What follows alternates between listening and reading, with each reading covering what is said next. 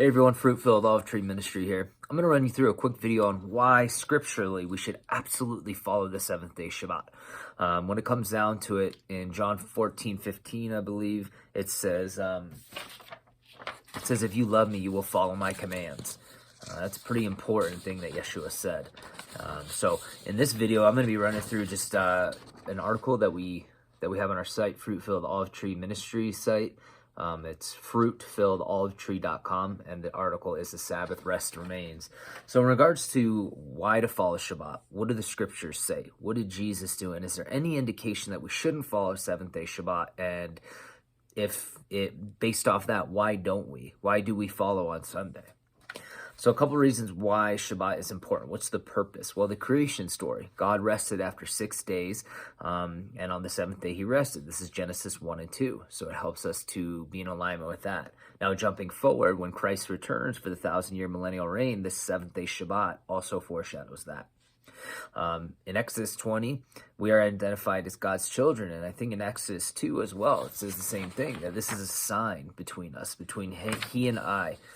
Yes, it is. So Exodus 2:12, it says, I have given them my Sabbath, a sign between us, so they will know that I, the Lord, make them holy. That's beautiful, a sign between us and him. It doesn't say the first day, it says the seventh day. So it's another reason. The other thing is that God calls us to do this forever. It's olam is the Hebrew word. It means perpetual, unending future to it.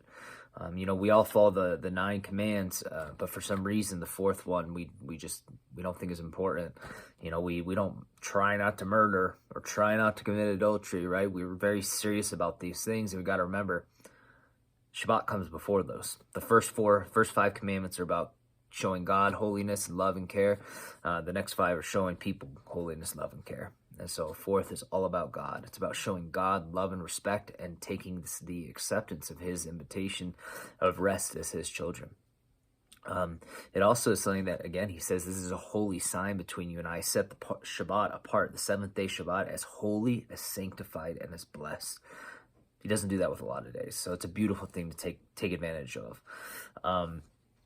So just a couple things I want to read in here. It says in here in Hebrews 4:9 through 11, so should new covenant believers follow Shabbat? Well, it says there remains a Shabbat keeping for people of God. The one who has entered into God's rest has also rested from his own works as God did from his, bringing us back to that earlier teaching. Therefore, let us do our best to enter into this rest so that no one will fall short of the same kind of disobedience as others have. So as a new covenant believer, we should know in Matthew 5:17, Yeshua teaches, I did not change the Torah or the commands. While he may have fulfilled all the animal sacrifices, which was a lot of the 613 commands, we still need to follow the 10 commandments. It's not something that makes us saved or saved alone by grace. In Yeshua, Ephesians 2 talks about this as well as elsewhere. But as Romans 3:31 says, Paul directly says, hey, because of our faith, should we just not follow Torah? He says, heaven forbid, we should follow Torah all the more. So that's a really important thing. A lot of people use Paul to try and explain why Shabbat is abolished. Well, in 2 Peter 3:16, Peter says, a lot of people use Paul's teachings and misunderstand them because they're weak in their minds and weak in their understanding of Scripture, and that there's a heavy, heavy price to pay for the type of teaching that they give. And that brings us back to Matthew 5:17, where Yeshua teaches, if anyone teaches that I have belittled the least of these commands, that and you should not follow them, that person's going to be counted the least in heaven. So it's important. So some might be asking, well, did Jesus even follow Shabbat? Well, we have here in Luke chapter 3, verse 10, it says, Yeshua was teaching in one of the synagogues on Shabbat. So if you know about synagogue in early culture of Judaism, you had to be a very Torah-observant Jew, not only to be on synagogue grounds, but to teach on Shabbat. That was like, you had to be pretty darn good with Torah and Torah observance. So this was a Jew of Jews. Luke 4:16, he went to Nazareth where he had been brought up, and on the Shabbat day, he went to the synagogue as was his custom, and he stood up to read. Mark 6:2, when the Sabbath came, he began to teach in the synagogue, and many who heard him were amazed. Again, we see Yeshua not only in synagogue, on Shabbat, observing Shabbat, and even teaching on Shabbat. So very important stuff to keep in mind. Some might wonder, well, why was Shabbat changed then? Or why do we not follow a 7th-day Shabbat from Friday night to Saturday night as traditional Jews did?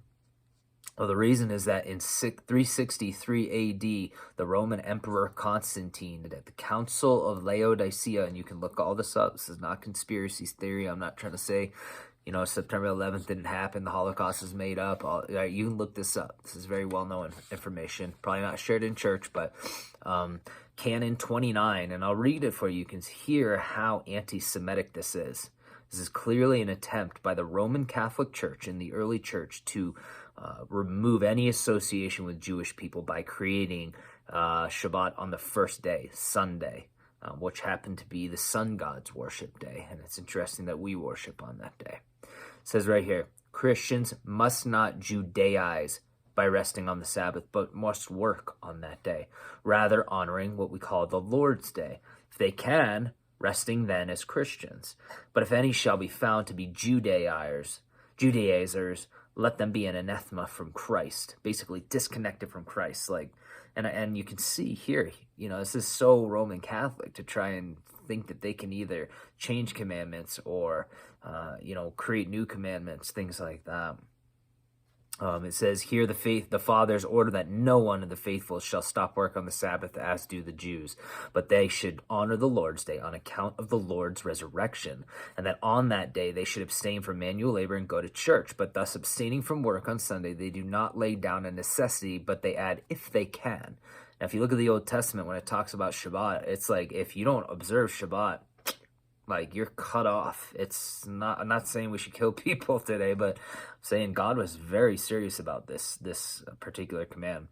And so, this is very clear that somebody in time has changed Shabbat and changed it out of nothing in reference to Scripture. So what I just read, you won't find any of this in Scripture. So you have to ask yourself, do I want to follow Scripture or do I want to follow man-made religion?